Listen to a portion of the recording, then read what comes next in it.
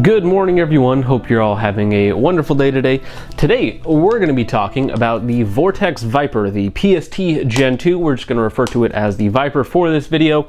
Spoiler alert, it's very, very good. But before we get into it, quite appropriately, this video is sponsored by Gun Deals. If you don't know, Gun Deals is just a website that provides you with links to the best deals in the industry. They don't buy or sell anything. They don't take your money. All they do is, again, direct you to the place where you can get the best deal on anything, including this optic. Now, this optic retails for $900 is the MSRP, which is very, very expensive. However, I bought it for $440. Actually found the deal for that on Gun Deals. So once again, Gun Deals is an awesome company. They do help me out financially to shoot more bullets and get you guys more content, which is awesome. So if you want, go ahead and check them out.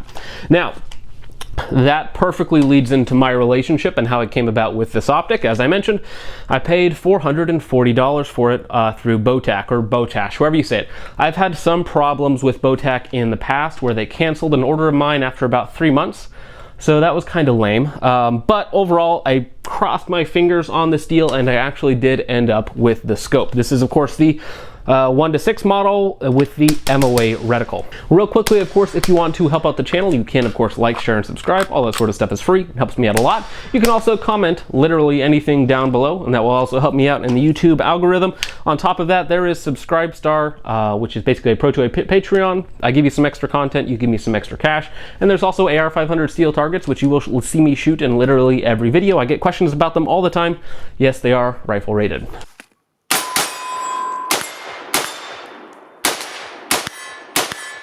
So with that out of the way, let's go ahead and talk about some of the base boring specs. This optic is a little bit of a hefty long boy.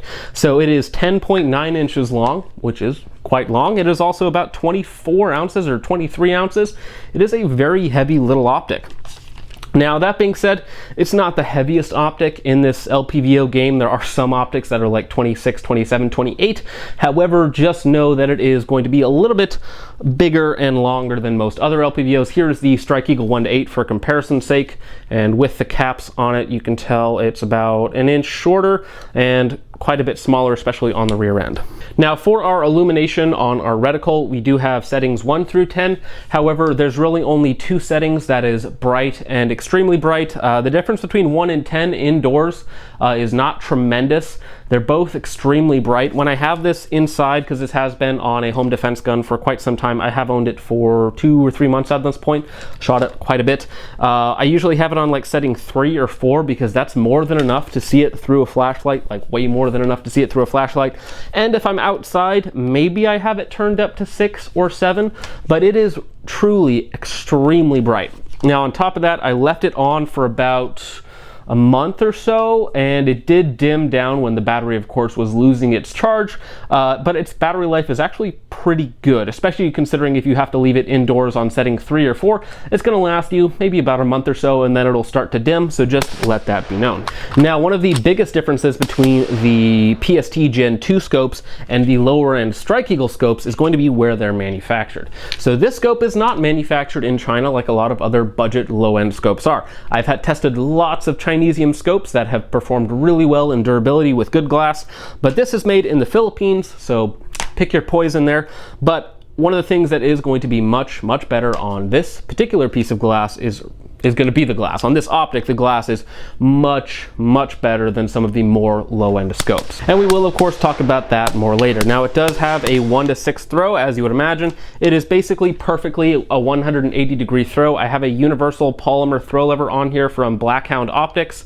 And without it, it would be very, very obnoxious to adjust the magnification because this magnification ring is quite stiff, which is admittedly a downside. If I didn't mention it already, it is 2032 powered on the illumination, and it has off settings in between each setting, which is quite nice. So if you do want to leave it off and then just bump it one way or the other, and you're going to have more than enough light on your reticle. Now, one last thing to mention about this optic is that the entire time that I've been using it and testing it, it has been married to this worn super high mount.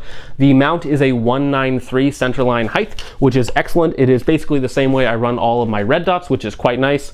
So I really, really like the mount. They did send the mount out to me, and they are actually just down the road from me in Lake Oswego, Oregon. All right, now let's go ahead and talk about performance. So starting with the eyebox, eye relief, field of view, all that sort of fun stuff, the field of view is very, very good, if not excellent. Anything above 100 feet for me is good. That is a good place for a scope to be. Anything over 110 is excellent. This optic has 112 feet field of view at 1x magnification, which is quite a lot. It is basically, it feels anyways, when you're looking through the scope on 1x magnification as it is right now, you seem like you're not losing anything in terms of what you can see when you bring the scope up to your eye, because of course it does have that very good field of view. The Strike Eagle Gen II 1:8 has a field of view of 110.5 or 111.5. So in terms of field of view, they are very, very similar, though we'll get into why this is much better. Now, eye relief on this scope is quoted at 3.5 inches, though again on 1x you have a very, very forgiving range of where you can put your eyeball and still see through it. Hopefully I'll be putting in a lot of footage here of me shooting it in very weird positions and basically off body, just barely being able to see through the center of the scope, pulling the trigger and still being able to hit my targets. Now on top of that, eye relief is very, very good, very, very forgiving, especially on 1x. It does tighten down when you get to 6, but it's not too terribly tight on 6. You still do get some forward and backwards motion where you can still see through your optic. The eye box on top of being on top of the really generous eye relief is also very good. So for instance, I have full vision, none, none, none, none. So you get maybe in the optimal position, you get maybe about 1 inch total left, right, up and down. So that's actually a fairly large cone if you were to look at that in like a circle of where you can put your eyeball. So that actually is a pretty good amount of places where your head can be, though again, it's just not going to be as forgiving as a red dot. Now, speaking about a red dot, that's going to perfectly dovetail into our next point, which is going to be on the reticle. The reticle in here, I believe they call it their MOA, blah, blah, blah, something, something. It is basically just an MOA ladder reticle. So you have MOA hash marks every 4 MOA. It is a very, very simplistic reticle. Now, one of the very, very nice things that they did with this reticle is they put a 1 MOA center dot, and that is all that gets illuminated. Now, the illumination, as I've already mentioned on this, and I'll be showing you guys pictures of this, is very, very bright. So you can, on 1x, treat this virtually identical to a red dot in 99% of scenarios, except for when you're in very weird positions. Then when you're in very weird positions, a red dot is going to be more forgiving in terms of your eye relief, eye box, that sort of thing. But in 99% of circumstances, this is going to be on par with a red dot in terms of speed. So your flat range type stuff, your competition type stuff, this optic is going to be very, very fast. Now, an MOA ladder reticle might be too simple for some people, and I know that there's a lot of hype right now around like ACSS reticles and different BDCs and stuff like that, and basically every scope manufacturer has their own variations on the same sort of BDC reticle. MOA for me works really, really well, because if I know the MOA of the drop of my specific gun that I have it mounted to, for instance, I did have it on this 11.5 right here, and I was able to take it out to 530 yards using my 62 grain reloads. I believe I was using the 16 MOA hash mark on this, the Viper, just because the 62 grain reloads, normally it'd be a little bit flatter than that, but they were very, very soft reloads because I just wanted reliable ammunition that wouldn't take up too much powder.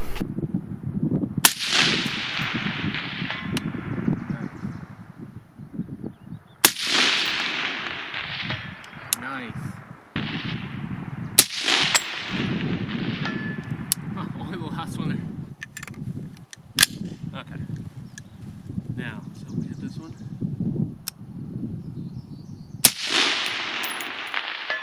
Nice. My personal philosophy on LPVOs is they need to be good on 1x. It's nice to have the extra magnification for taking long range shots. Again, I've taken this beyond 500 yards with just 6x magnification. Very, very easy to do, especially if you know the MOA of your rifle. If you're throwing this on a bunch of different guns, it could be more difficult, but again, and also depends on your personal skill level, ammunition, all that sort of fun stuff. But in my personal philosophy, again, they need to be very, very good up close, because if I was focusing on a more mid-range to long-range option, then I would just go with more magnification and I wouldn't need that 1x. I could just go with an offset red dot and then be done with it with a higher magnification scope. However, Vortex with this PST Gen II really nailed the 1x. The eyebox, the eye relief, the glass clarity is all excellent, paired with the very, very hot center dot that is more than daylight bright. Once again, I do not run this on max brightness, though again, the main brightness settings are between bright and very bright and a little bit of shades in between. So the field of view, the eyebox, the eye relief, the reticle, the illumination, all of that is great, but how is the glass? Well, the glass is also excellent, especially for the money. It is a clear, no pun intended, a clear step up from lower Chinesium quality glass. Again, I've looked through dozens of different LPVOs at this point that are from China that, you know, with differing degrees of glass clarity. And the Strike Eagle, while it has good glass clarity and doesn't really hold me back in any way, this optic at 8x versus this optic at 6x, I get much more detail and information with this optic at 6x than I do with this optic at 8x. The glass clarity is very difficult to translate through cameras to YouTube, but it is a clear step up, a large step up from your more budget-oriented optics, and that goes for all budget LPVOs. The Primary Arms SLX series, the Swamp Fox Arrowhead, the Swamp Fox Tomahawk, the Vortex Strike Eagles, the Bushnell AR, Burris RT6, all of those optics do not come close to the glass quality on this guy.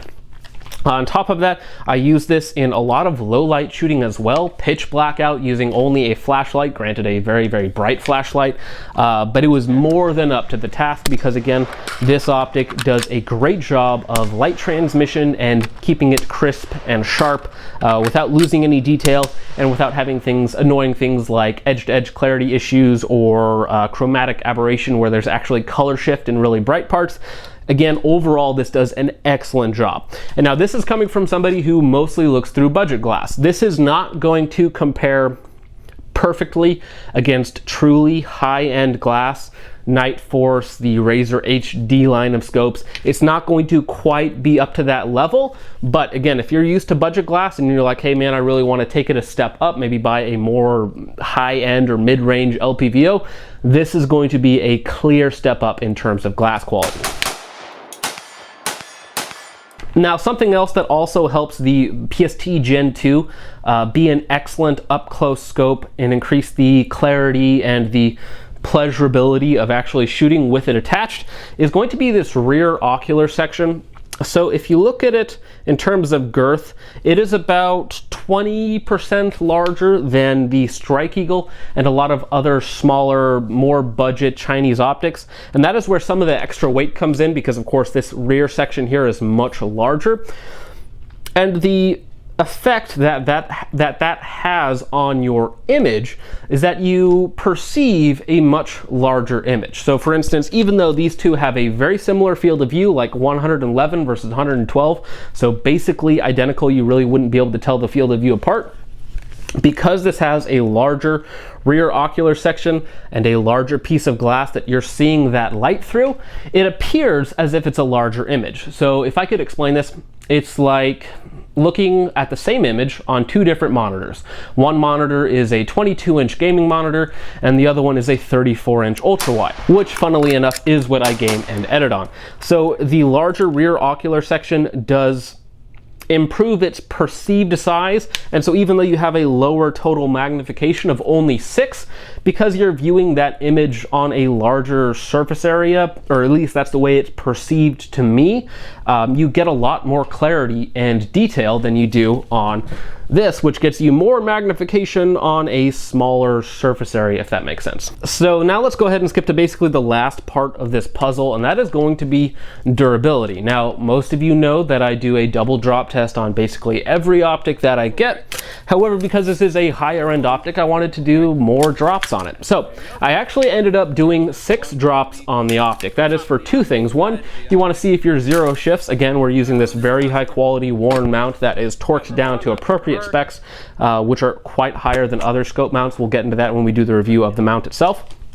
So the mount that it was attached to was extremely high quality, and I performed 6 drops on this optic, shoulder height. So 3 on the top of the optic like this, and then 3 on the side of the optic like this.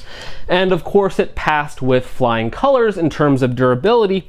However, I did experience some zero shift every single time. So in the first 2 sets of drops, so the first 4 drops, in between each group I saw shift upwards about 1 inch at 50 yards, so about 2 MOA, and it was very repeatable. So I would do 5 round groups, drop it twice, shoot another 5 round group, and it would go up about 1 inch or 2. Shoot another 5 round group, drop it again, then shoot another 5 round group, and it would again go up. Now I thought that that was quite odd, so I took a look at the top turret, which is quite dented in now because I actually had to, after the initial 4 drops that I did on it, I had to take a pair of pliers and twist it to get it off, and now it comes on and off easily. But the actual elevation knob had shifted on me. It went from 8 to 12 over the 4 drops, so it lifted up 2 MOA each time. So I thought that that was kind of odd, and it has to be something about how you drop it, you know, like this. Some internal spring in there that holds it tight releases, and it moves just a little bit when you have that sharp impact, that sudden stop of it hitting the ground.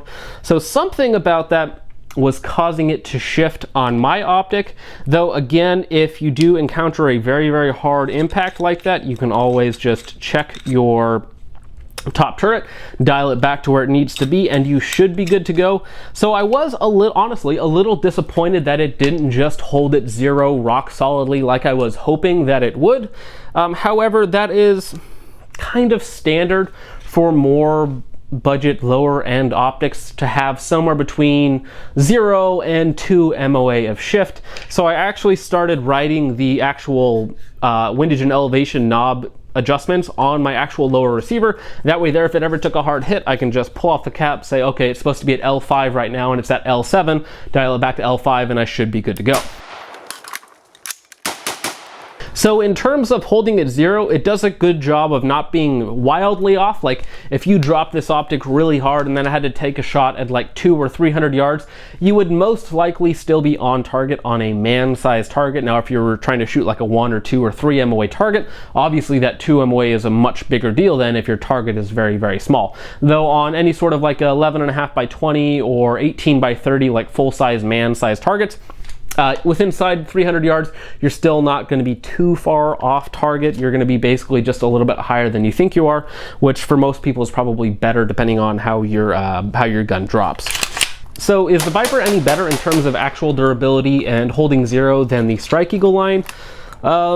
Not really. In my anecdotal testing, I've had 3 Strike Eagles and I've dropped them all multiple times, haven't broken any of them, haven't noticed any absurd zero shift, again, over that 2 MOA mark, and this guy is no different. So, while there are a lot of really excellent features about it, if you're like, oh, this is a tank, it's so much better than the Strike Eagles, which are just going to break and fail on you, that's not really true. In my case anyways, these Strike Eagles tend to hold up in terms of zero shift and in just total durability, the same as this guy. Now, this is still going to blow them out of the water when it comes to things like illumination, 1x flatness, image clarity, brightness, all that sort of stuff. Again, that level of detail that you get at high magnification with this scope is miles above what you're going to get through something like the Strike Eagle 1:8 or 1:6. Very, very hot illumination. It has a very, very good 1x. It's very, very fast. So in terms of features like that, this is still going to be a huge step up. But if you're looking for something that is also more durable, more tanky, maybe, maybe not. In my testing, they're basically the same. So to kind of sum it up here at the end, there are 3 basic downsides of this optic. That is, of course, going to be the size and weight. It is a heavy, long optic for an LPVO.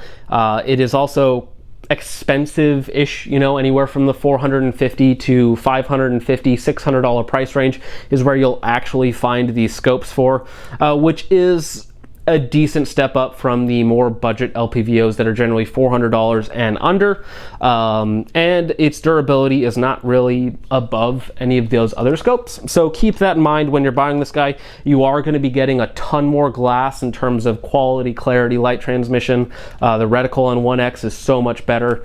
Other than that though, they're going to be pretty similar to the performance of lower end optics. But again, that value drop off is just something you're going to have to deal with when you get into higher end glass, because if you spend $3,000–$4,000 on a scope, it's not actually going to be 10 to 15 times better than a lower end scope. It's going to be large jumps better, but it's not going to be a true 1-to-1 value ratio, so it's not linear in that perspective. And that is also true with this scope. If you're going to try and compare this value to a, again, Strike Eagle 1:6, I think the Strike Eagle 1:6 is going to win in true dollar for dollar performance, but there is still a sizable jump in performance to this optic. And because I know I'm going to get asked, would I take the Vortex Viper PST Gen II or the Swamp Fox Arrowhead 1:10? The answer is the Vortex Viper 1:6, just because it is the glass quality and all that other stuff that I mentioned. And again, the true 1X performance is what I'm really looking for, and this, compared to all other budget LPVOs, this will blow them out of the water in terms of true 1X performance with that very fast, very hot center dot. So that about does it for the optic, guys. I think that it is a high value option, especially for what I paid for it, $440. I couldn't say no to it at that price. But for $550 or $600, I think the value proposition there really starts to wane off a little bit. Again, unless you're in the market for a mid-range scope that is going to have excellent glass clarity. Because again, it does have a lot of really nice features on it. However, I still don't think it's twice as good. It doesn't give you double the performance of the lower end, the Strike Eagle series. So that's about it for the video, guys. Thank you all for watching. I hope you all enjoyed. Go ahead and like, share, and subscribe. Comment literally anything down below, because all that sort of stuff helps me out. And I will see you guys in the next one. Peace off. Okay.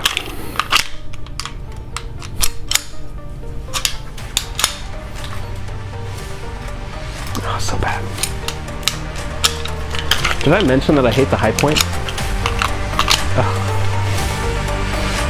Gosh, that trigger's terrible. Okay, bye.